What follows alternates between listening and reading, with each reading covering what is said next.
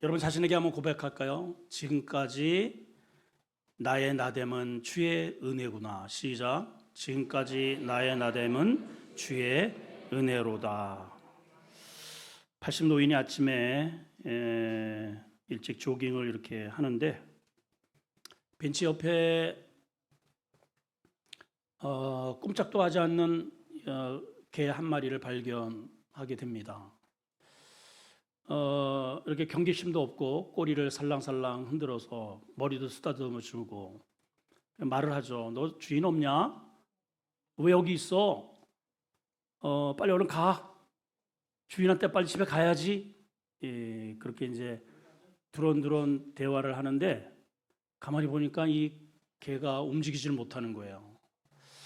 알고 봤더니 다리를 크게 다쳐서 그러고 이제 벤치 옆에 웅크리고 있더란 말이죠. 그래서 동물단체에 연락을 해서 이제 구조를 하고 치료를 하도록 그렇게 조치를 하고 돌아서면서 문득 이런 생각이 들더란 겁니다. 아, 내 인생 80년 동안 이렇게 나 다리 다치지 않고 부러지지 않고 건강하게 아침마다 이렇게 거닐고 뛸 수 있는 것이 이게 주의 은혜였구나. 여러분, 우리게 매일같이 아침에 눈을 뜨죠. 밥을 먹으면 소화가 돼요. 신진대사를 합니다. 소변도 넣고 똥도 싸고 아침에 여보 갔다 올게. 그리고 저녁에 여보 나왔어. 이것이 우리는 당연한 것으로 여겨요. 여러분 절대 당연하지 않아요. 그 하나하나 세심하게 가만히 들여다보면 전부 주의 은혜입니다. 전부 주의 은혜예요. 아침에 눈 뜨지 못하는 사람이 많아요. 밥을 먹고 소화 못 시키는 사람이 많아요. 먹어도 못 먹는 사람이 많아요. 이미 벌써 저도 병원에 갔더니 목사님 술 담배는 안 하시니까 커피 드시지 마세요. 본래 저도 이제 커피 잘 좋아하지도 않아요. 하루에 딱 한 잔. 아침에 내려오면 삼박자 커피 여기 이거 그냥 이거 블랙은 별로 맛이 없어요. 그 달달한 삼박자 커피를 하루에 한 잔은 꼭 마십니다. 근데 그것도 마시지 말래요. 그게 내 스스로가 나 혈관을 이렇게 탁하게 하고 막게 하고 내 스스로가 나를 죽여가고 있었구나. 그런 생각이 듭니다. 그럼에도 하나님이 이렇게 아침마다 벌떡벌떡 일어나서 새벽 기도회를 할 수 있도록 목회할 수 있도록 하는 게 하나님의 은혜였구나. 오늘 사도 바울이 자신의 인생을 회고하면서 이런 고백을 합니다. 10절 한번 보실까요? 내가 나 된 것은 내 노력이다? 내 실력이다? 아니에요. 사도 바울이 뭐라고 얘기하느냐? 하나님의 은혜로 된 것이다. 내가 여기까지 이렇게 올 수 있었던 것은 하나님의 은혜였더라. 사람은 딱 두 종류가 있어요. 이 은혜를 은혜로 아는 사람, 은혜임에도 이 은혜를 모르고 사는 사람. 자, 오늘 이 사도 바울이 고백하는 이 메시지가 바로 저와 여러분들의 고백이 되기를 축복합니다. 자, 그러면 바울은 도대체 무엇이 하나님의 은혜였길래 자기 인생을 총평하면서 돌아보니 전부 하나님의 은혜더라 이런 말을 할까요? 요약을 하면 한 세 가지 정도의 카테고리가 나옵니다. 하나는 자격 없는 나 같은 죄인을 만나주신 게 은혜더라 이거예요. 뭐 따를까요? 나를 만나주신 게 은혜다. 사도행전 9장 3절에서 5절을 보겠습니다. 자, 사도 바울을 하나님이 만나주셨는데 어떻게 만나주셨는가? 3절입니다. 시작. 사울이 길을 가다가 다메섹 가까이에 이르렀을 때 호련히 하늘로부터 빛이 그를 둘러 비췄다. 자, 성경을 그대로 띄워주시고 저를 보세요. 사울이 길을 가다가 다메섹 가까이에 이르렀을 때 호련히 뜻하지 않게 강렬한 빛을 만나게 됩니다. 빛은 바로 하나님이에요. 예수 그리스도입니다. 자, 그런데 여러분, 이 길이 어떤 길이에요? 하나님을 만나는 길일까요? 순종하는 길일까요? 하나님 저 천국 가고 싶어요 이렇게 애달파는 길일까요? 아니에요. 오히려 기독교를 박해하고 예수 믿는 그 회집을 회방하기 위해서 가는 길이에요. 여러분, 그런 사람은 누가 불러주겠어요? 여러분 정치도요, 정권이 바뀌면 전부 내 편에 있는 사람을 전부 장관을 세우게 돼 있는 거예요. 단 한 사람도 끊임없이 이쪽을 욕하고 막 비난하고 회방하고 이런 사람 절대로 쓰지 않습니다. 그렇죠? 예, 그렇죠. 당연한 일이죠. 그래서 사도 바울이 어떤 길을 가다가 예수 믿는 사람 회방하고, 방금 전에는 스데반 돌로 쳐 죽였잖아요. 그리고 또 그 여파로 대제사장에게 권한을 받아서 예수 믿는 사람 그 잔당들을 싹 도륙하려고 가던 길인데 호련히 하늘에서 강렬한 빛 앞에 꼬꾸라집니다. 4절입니다. 시작. 땅에 엎드러져 들음에 소리가 있어 이르되 사울아 사울아 내가 어찌하여 나를 박해하느냐. 나를 불러요. 여러분, 이 세상 살면서 우리가 꼭 들어야 할 소리가 뭐냐면 하나님이 나를 부르는 소리를 들어야 돼요. 여러분, 세상이 나를 불러대는 소리가 참 많아요. 어렸을 때는 정신없이 놀죠. 그러면 엄마가 불러요. 홍아 홍아. 나는 더 놀고 싶은데 뒤에 뭐가 있느냐 부를 때는 부지깽이를 들고 항상 와요. 부지깽이. 이놈 새끼 빨리 안 들어와, 밥 먹어야지. 엄마가 부르는 소리. 조금 더 성장하면 친구가 부르는 소리. 직장이 나를 불러요. 더 중요한 것은 하나님의 부르심을 받지 못하면 마귀가 불릅니다. 세상이 나를 불러요. 자, 하나님이 나를 부르시면 하나님의 일을 해요. 정부가 나를 부르면, 대통령이 나를 부르면 왜 불러요? 대통령이 시키고 싶은 일을 하려고 부르는 거예요. 마귀의 부름을 받으면 마귀 짓 하는 겁니다. 그래서 우리가 이 세상을 살면서 우리가 내 인생이 끝나기 전에 반드시 하나님이 나를 부르는 음성을 들을 수 있어야 하는 거예요. 사울아 사울아. 이 하나님의 이 음성이 없었던 분들, 사울은 그렇게 자기의 그 길을 가다가 지옥에 떨어졌을 겁니다.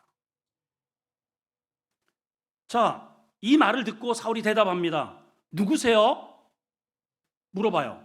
5절입니다. 한번 띄워주시고 시작. 주여 누구십니까? 그랬더니 이분이 이렇게 대답합니다. 나는 네가 나를 그렇게 등지고 네 고집대로 살고 기독교를 박해하고 무시했던 바로 그 주인 예수야. 사도 바울이 깜짝 놀랍니다. 그 앞에 꼬꾸라집니다.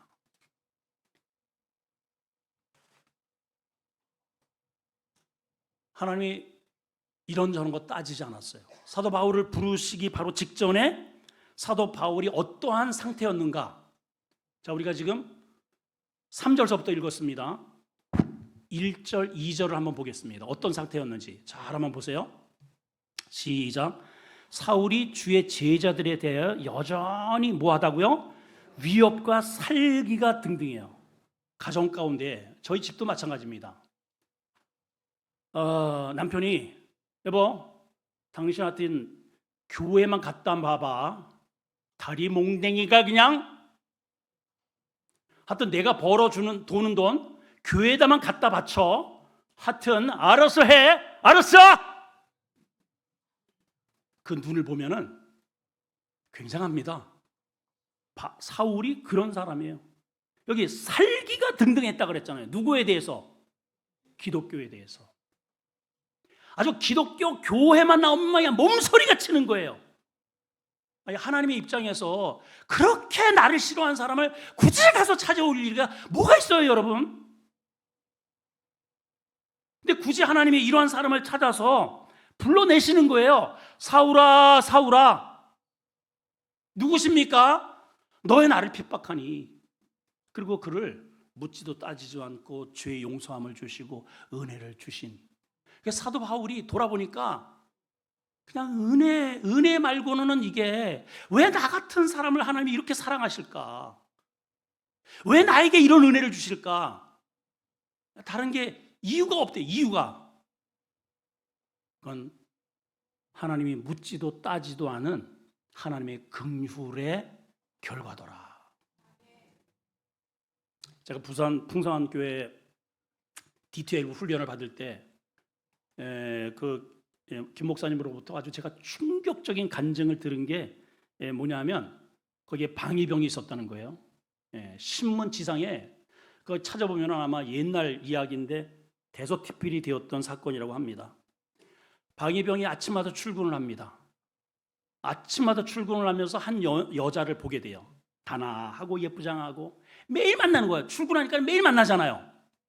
자기도 모르게 마음에 사랑이 싹 튼 거예요. 알고 보니까는 이 친구가 교대를 나와서 초등학교 교사를 하고 있는 거예요. 그래서 하루는 이 방위병이 용기를 냈습니다. 아가씨, 서로 매일 아침마다 보니까는 얼굴을 알 거 아니에요. 그래서 말을 거는 거예요. 아가씨, 저거 좀 차 한 잔 마시지 않겠어요? 그랬더니 비추비추 매일 이제 차 한 잔 마시려니까는 차를 마시면서 이렇게 대화를 합니다. 그랬더니 방위병이잖아요. 자기는 중학교 나왔어요. 이 여자는 교대를 나와서 교사를 해요. 이 사람은 중학교를 나와서 방위병을 해요. 여자가 그거를 알고 안 만나주는 거예요. 안 만나줘요. 자격이 없다는 거예요. 너는 나를 사랑할 자격이 없어. 어디 중학교 나온 주제에 대학교 나온 나를 넘봐. 당연히 여러분들이 부모 같으면 당연히 그렇지 않겠어요? 또 묵비권? 일상적이잖아요. 근데 이 방위병이 놓지를 못하는 거예요. 끙끙끙끙 사랑에 그냥 이게 짝사랑에 빠져가지고 살이 쪽쪽쪽쪽 빠집니다. 신음을 합니다. 하도 보다 못해서 엄마가 아침에 따라 나섰어요. 아들이 몸 좀 누워 있는 거를 보고 엄마가 나가서 이 아가씨를 만납니다. 아가씨, 우리 아들이 여차하는데 그냥 안 사귀어도 좋으니까 딱 한 번만 더 만나달라고. 그럴 수 있자고. 지금 죽어간다고. 죽어간다니 어떻게 해요? 그래서 아가씨가 알았다고. 제가 만날게요.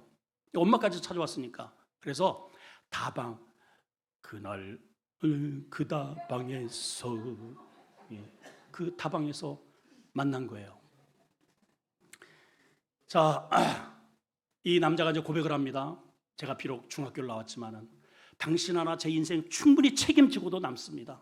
저는 사랑이 불탑니다. 나랑 만나주시고 나와 교제합시다. 그랬더니 오늘 이렇게 여기 나온 것은 당신 엄마 때문입니다. 정신 차리시고 당신과 나와는 격이 안 맞아서 안 됩니다 하고 일어서는 순간 이 남자가 예상을 했든지 품에서 칼을 빼가지고 난자를 해버렸습니다. 이게 실제로 있었던 일이에요. 우리 이 꾀꿀난 인생들은 내가 조금만 너보다 나으면 너는 나를 사랑할 수 있는 자격이 안 된다고 선을 그어버립니다.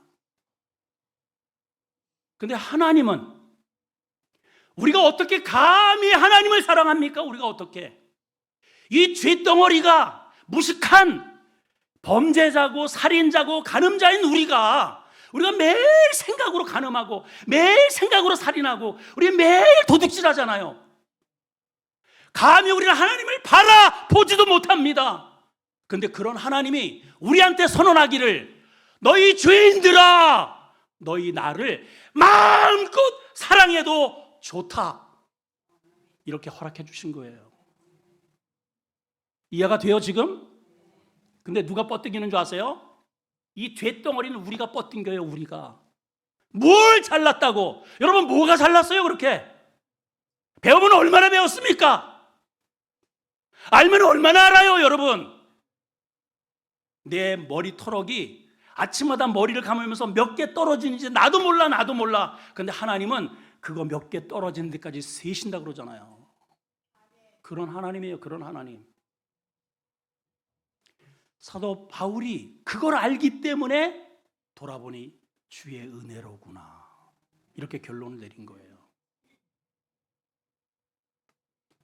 두 번째는 자기를 불러주신 것만도 감사한데 자기에게 거룩한 하나님의 나라의 일을 할 수 있는 길을 열어주셨더라, 이 말이에요. 이게 은혜라는 거죠. 은혜. 사도행전 9장 15절을 보시면 시작. 주께서 이르시되 이 사람은 내 이름을 이방인과 임금들과 이스라엘 자손 앞에 전하기 위하여 택한 뭐다? 나의 그릇이래요. 그릇이 뭐예요? 뭐 담는 거죠, 여러분. 하나님이 부르시면 하나님이 주신 것을 담아주셔요. 하나님이 뭘 담아주실까요? 은혜입니다. 건강하고 행복하고 웃음과 축복과 죄 용서함과 심지어는 천국까지 나를 담아주셔요. 거절할 이유가 없다, 이 말이에요, 여러분. 마귀한테 끌려가면 마귀가 담아주는 게 뭐예요? 여러분, 요즘 캄보디아에 얼마나 시끄러워요. 우리 대학생이 끌려가가지고 죽었어요. 젊은 아이가. 누구한테 끌려가서? 그 깡패 집단한테. 중국에서 막 샅샅이 조사하니까 그 캄보디아에 넘어와가지고 거기에 주리를 틀고, 그 어저께 뉴스 나옵니다. 그 두목은 주변에 실제로 권총을 찬 사람들을 서너 명씩 건드리고 다녀요. 그리고 그 사람들이 이렇게 끌고 옵니다. 그 사람에게 부름 받으면 그 사람이 담아주는 건 뭐냐? 사기치는 거예요. 예. 보이스피싱, 사기치고 이렇게 해가지고 악한 것을 담아주는 거예요, 여러분. 세상이, 마귀가 우리 열심히 세상을 향해서 달려가는데 우리에게 줄 수 있는 것은 그런 것들이에요. 그런 것들. 그러나 하나님은 우리에게 축복을 담아주셔요. 하나도 버릴 게 없어요. 자, 그래서 사도 바울이 이런 고백을 합니다. 사도행전 13장 2절 시작. 주를 섬겨 금식할 때 성령이 이르시되 내가 불러 시키는 일을 위하여 바나바와 사울을 어떻게 하라? 따로 세운다. 여러분, 하나님이 우리를 부르셔서 이렇게 따로 세우신 거예요. 이게 은혜 아니겠어요? 그래서 바울이 이렇게 고백했어요. 로마서 11장에 보면 로마 교인들한테 이런 얘기를 합니다. 시작. 내가 이방인인 너희에게 말하노라. 내가 이방인인 사도인 만큼 내 직분을 어떻게 여긴다? 영광스럽게 여기노라. 여러분, 어제 뉴스 보셨을 겁니다. 예, 주택과 관련해서 다 지금 묶어놨잖아요. 예, 그 장관이 하는 말이 이게 돈 좀 이렇게 지금 살 수 없으면 돈 모아놨다가 사면 되지. 이 한마디 잘못해가지고 지 스스로 깨끗하게. 근데 보통 사람들은요, 그 사람은 자기 스스로 물러갔지만은 한번 대통령한테 이렇게 콜링을 받으면요, 뭐 이런 문제 저런 문제 계속 많잖아요. 그래도 계속 뻗ting깁니다. 지금 총리하는 그분도 얼마나 뭐 이런저런 문제가 많았어요. 뻗ting기고 있잖아요. 왜 그럴까요? 왜 안 물러설까요? 문제가 있음에도 영광스러운 직분이라서 그래요. 하물며 하나님 앞에 부름받아 하나님이 시키는 일을 하는데 왜 영광스럽지 않겠어요? 질문합니다. Are you 영광 or not 안 영광? 하나님이 여러분을 이렇게 불러주셨다는 게 감사하고 영광스러운가요? 영광스러운 것이죠. 저도 촌놈에 자격 없고, 예. 목소리나 커지 그냥 개팍하고 이러한 자를 이렇게 목양할 수 있는 이 자리에 세워주신 게 한량없는 하나님의 은혜고 영광이에요. 영광. 그냥 어딜 가든지 일하라. 이제 오늘 일본 떠나잖아요. 도착하면은 새벽 2시입니다.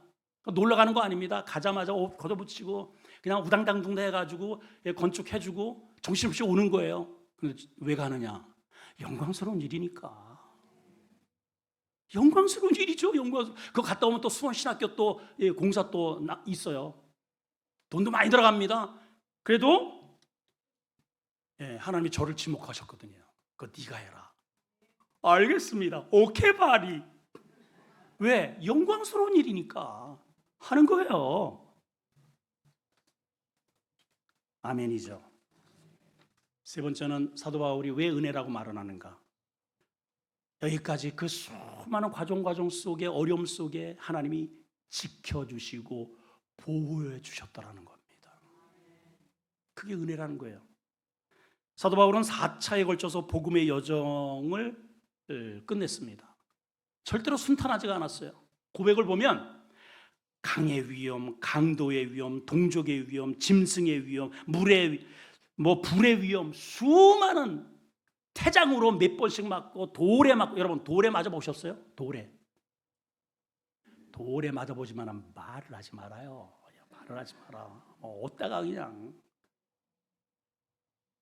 루스드라에서요 돌에 맞아가지고 죽은 줄 알고 내 던져진 사람이에요. 복음 전하다가. 그런데도 또 툭툭 털고 일어나서 옆에 누가가 있잖아요. 누가 있다고요? 네, 누가가 있잖아요. 누가가 누구예요? 의사잖아요, 여러분.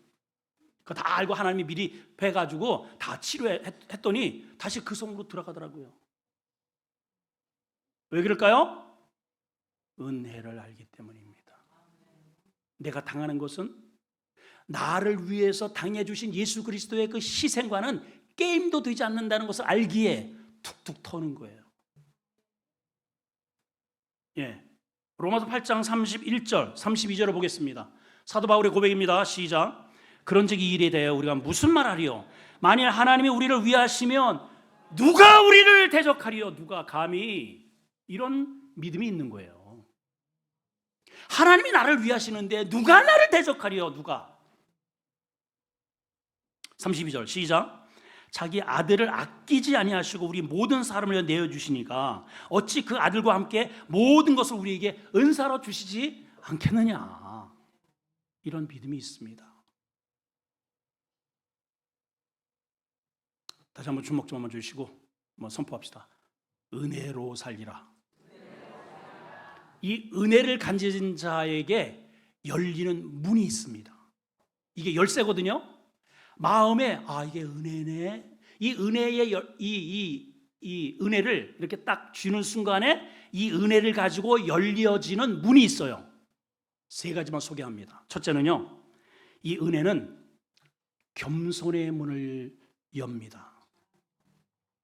은혜를 알면 겸손해져요. 겸손의 반대가 뭐예요? 안겸손이잖아요. 그 안겸손하면 뭐예요? 빳빳한 거예요. 빳빳해요. 교만하고 고개 빳빳이 들고.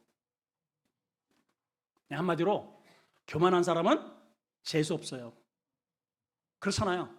잘난 척하고 밥맛이야. 근데 은혜를 알면, 은혜를 안다는 것은 뭐냐? 영그럽다는 거예요. 벼가 영글수록 쭉 고개를 떨고요. 그거를 하나님이 거둬가시는 거예요.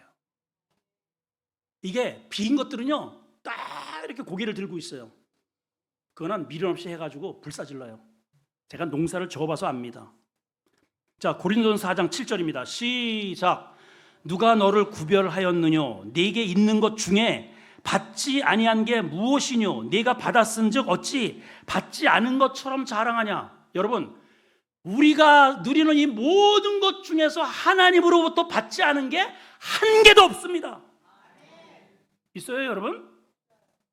어떤 사람이 이 말에 대해서 반박할 수 있어요.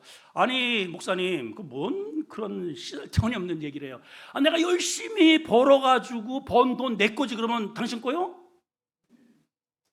아니, 내가 열심히 벌어서 번 돈인데 이거 누구 거예요? 아니, 내 거지. 열심히 벌어서 산 집, 땅, 이거 누구 거예요? 내 거지, 내 거지. 맞아요. 예, 그리고 열심히 벌어서 산 땅 여러분 것이고 여러분의 집 맞습니다. 그런데 조금 더 자세히 문서를 이렇게 들여다보면 거기에 이런 글귀가 써 있어요. 네 거는 맞지만, 예, 이거 맞다고 이렇게 또 문자가 왔잖아요. 자, 네 거 맞지만 진짜 주인은 나야. 그 문서에 그렇게 써 있어요. 자세히 여러분 땅 문서 읽어봐봐요. 그게 몰라서 그래. 그래, 네가 열심히 벌어서 한 거 맞아. 그런데 진짜 주인은 나고 너는 내가 맡겨준 거야. 그거 너한테 맡겨준 거야. 자, 이 말에 대해서 제가 과학적으로 합리적이고 논리적으로 설명합니다. 자, 우리가 이 세상에 태어나서 이 자연 속에, 이 우주 속에서 살아갑니다. 이 우주가 저절로 만들어졌나요? 이건 누가 만들었어요? 그래서 이게 믿음인 거예요. 어떤 사람은 우연히 생겼다 이렇게 믿는 거예요. 그거를 제가 지난주에 설명했습니다. 이 교회가 오랜 세월 속에서 수억만 년 지나다 보니까 먼지가 쌓이고 밑에 여기 철근 콘크리트가 있고 이렇게 벽이 생기고 이렇게 불이 들어오고 이 안에 수많은 가닥이 있거든요. 라인이 쫙 깔려가지고 1층이 생기고 2층이 생기고 3층이 생기고 4층이 생기고 5층이 생겼다. 우연히 생겼다. 이거를 믿는 거예요. 여러분 이거를 믿으실래요? 아니야, 누가 이거를 설계 도면을 그려서 이거 사람이 누군가 만든 거야. 이거를 믿으시겠어요? 자, 첫 번째입니까? 두 번째입니까? 손 좀 들어봐. 첫 번째, 두 번째. 내가 이럴 줄 알았어. 안 된 사람! 뭐요 도대체가 진짜. 여러분, 진화론을 믿는 사람, 하나님을 안 믿는 사람은 그걸 믿는 거예요. 우연히 뻥 빅뱅 터져가지고 오랜 세월을 가다 보니까는 미생물에서 아메바가 미생물이 되고 미생물에서 뭐가 되고 원숭이가 되어서 사람이 된 거예요. 우리가. 그러니까 우리의 조상이 뭐냐? 이렇게 원숭이. 우리 조상이 원숭이야. 근데 여러분, 과학자들이 스스로가 종의 변화는 없습니다. 자기들이 그렇게 결정했어요. 여러분, 이게 제 말이 아니고 그 사람들의 결론이에요. 종의 변화는 없다는 거예요. 근데 성경을 딱 보세요. 종의 변화는 없다고 그랬습니다. 자기들이 그랬어요. 과학자들이. 근데 성경에 창세기를 딱 1장에 뭐라고 되어 있습니까? 하나님이 공중의 모든 새들을 종류대로, 바다의 모든 물고기를 종류대로, 지상의 모든 씨를 종류대로 만드셨대요. 자, 우연히 생긴 걸 믿겠어요? 하나님이 만들었다는 걸 이걸 믿겠어요? 어쨌든 여러분 선택하면 돼요. 둘 중에.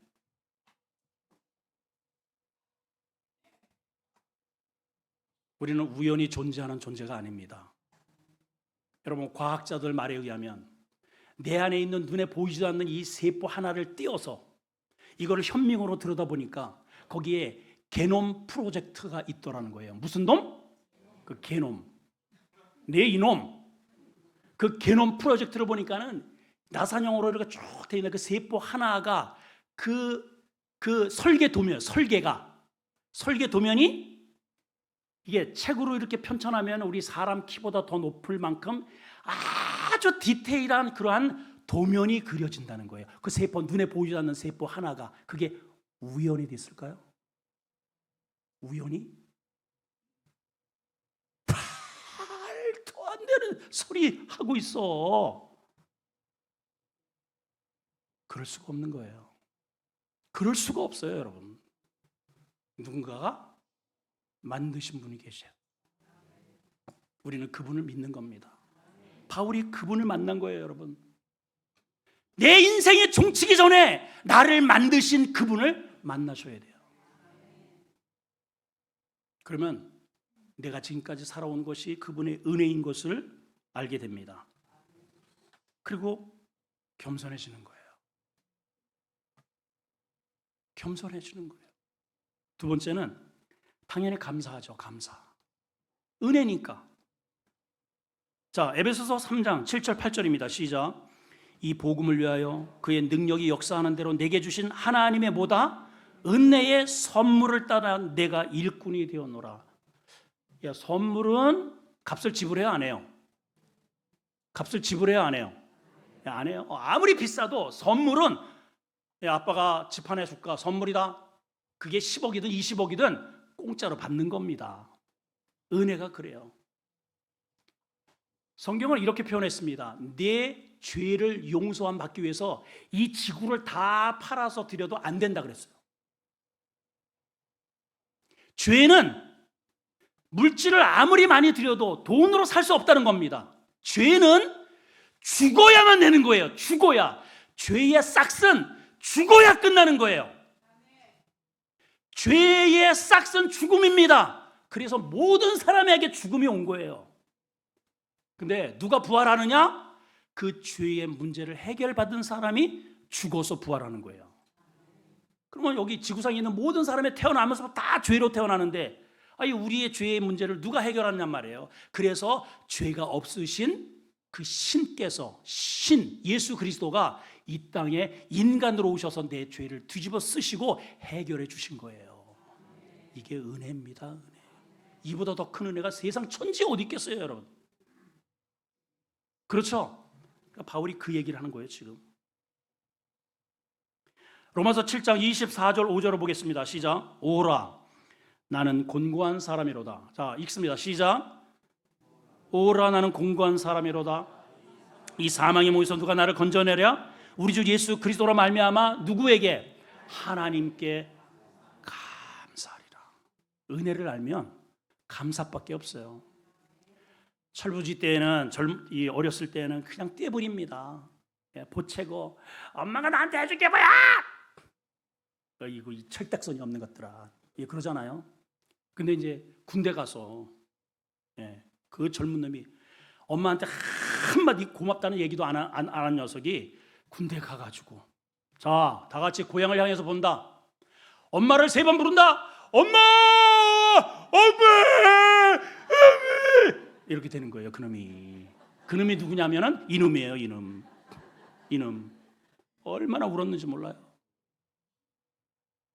버럭버럭 대들고 소리 바락바락 질러댔더니 군대 가서 고생을 해보니까 밥 한 끼 하나 이게 먹는 게 이게 그냥 되는 게 아니로구나. 엄마의 은혜였구나.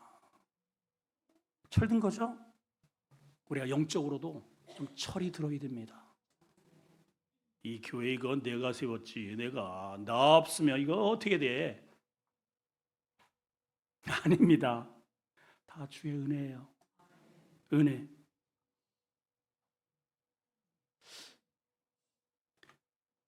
예전에 우리 수원 제가 비행장에 있을 때 유 목사님이라고 계셔요. 사관학교를 나오셔서 목사님이 되셨어요. 공군 사관학교를 나오셨는데 목사님이 되셔서 열심히 목회하시다가 또 이제 제대하시고 또 목회 한참 하셨는데 대전에 지금 사시는 줄로 아는데 그동안에 연락이 끊겼습니다.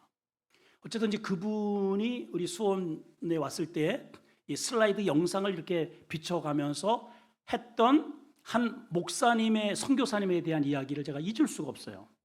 이분이 누구냐 하면 서울대 의대를 나오신 분이에요. 그리고 신학을 하셨어요.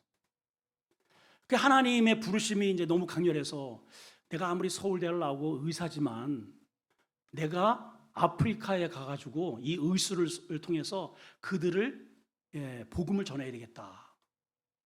그러면 이제 혼자 가기는 그러니까 결혼을 해야 됩니다. 근데 어느 처자가 세상에 아프리카에 같이 가겠다고 뛰어들겠어요, 여러분? 예? 그래서 부인을 누구를 얻었는지 알아요? 초등학교 나온 사람을 부인으로 얻어요. 그러니까 초등학교 나왔으니까는 이 양반, 자기 남편 될 사람은 서울대 나왔잖아요. 의사잖아요. 근데 자기를 선택해 주니까는 막 할렐루야지. 이게 웬 생시냐 꿈이냐. 아멘. 어디든지 갑니다 하고 따라간 거예요. 우리는 조금만 좀 배우면은 이렇게 선을 긋죠? 선을 그어요. 근데 이분은 하나님께 딱 사로잡히니까 그게 뭔 대수냐.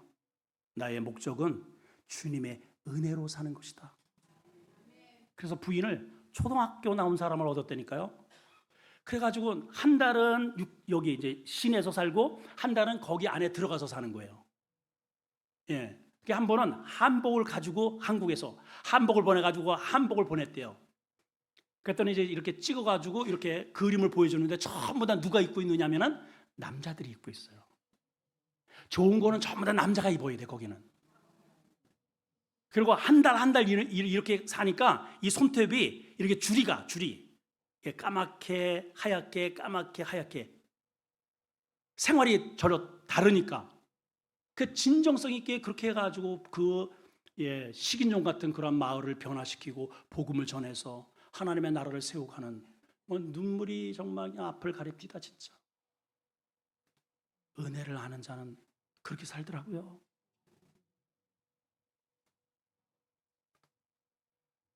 자, 오늘 마지막입니다. 은혜를 가지고 오면 열리는 문이 하나 있는데 두 가지가 있었죠. 하나는 겸손의 문이 열려요.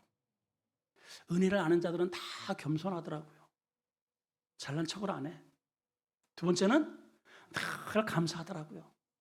자, 옆 사람하고 우리 여기 플렉티스 연습합시다.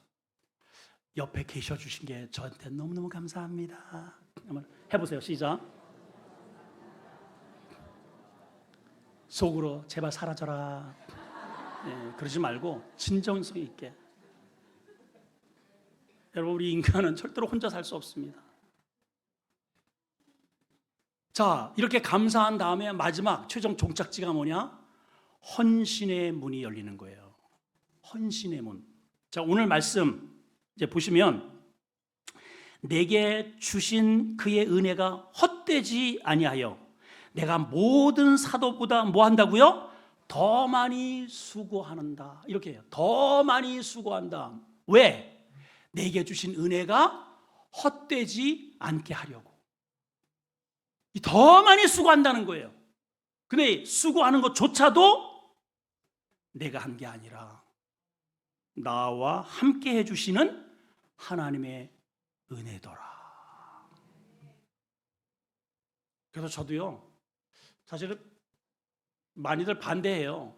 저도 이제 70이 내일 모레입니다. 솔직히 적은 나이가 아니에요. 체력적으로도 그렇고 이 노가다를 한다는 게 이게 쉬운 일이, 제가 평소에 이렇게 뭐 이거 하는 것도 아니잖아요. 갑자기 가가지고 그냥 막 미친놈처럼 그냥 하루 종일 한 이틀 정도 되면은 이게 한계가 와요. 한계가 막 입술이 막 이렇게 부르트고 이렇게 한계가 와요. 근데 그거를 이겨내는 거예요, 그냥. 요즘 날씨가 좀 쌀쌀해도 그동안에 또 이제 운동도 잘 못했고, 그래서 아침마다 새벽 끝나면은 자전거 타고 산에 이제 올라가는 거예요.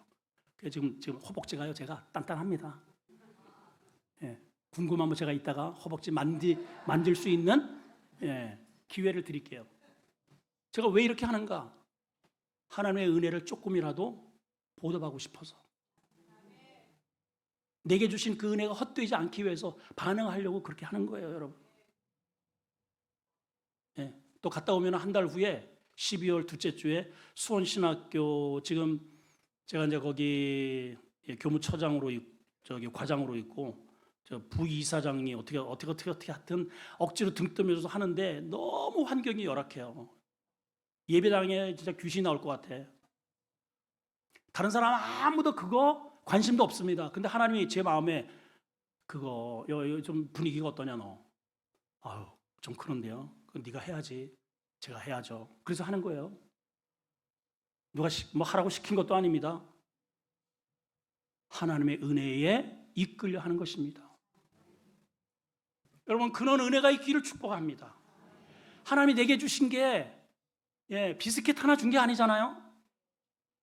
손 하나 잘라준 게 아니잖아요. 그 온 몸을 주셨잖아요, 여러분. 내가 맞아야 할 그 온 몸에 그냥 사지가 다 터지도록 맞아주셨고, 내가 지은 손의 양쪽에 큰 대못이 박혀주셨고, 우리 하는 짓마다 이게 다 사람들 도둑질하고 싸우고 멱살잡이하고 손가락질하고 이러고 살았잖아요, 우리가. 그거 주님이 대신 다 담당해 주시고, 이 발로 온갖 때야 갈 때 안 갈 때 사방팔방 평생을 그렇게 죄의 길을 달려왔잖아요. 그거 주님이 대신 다 못질로 박아주셨단 말이에요.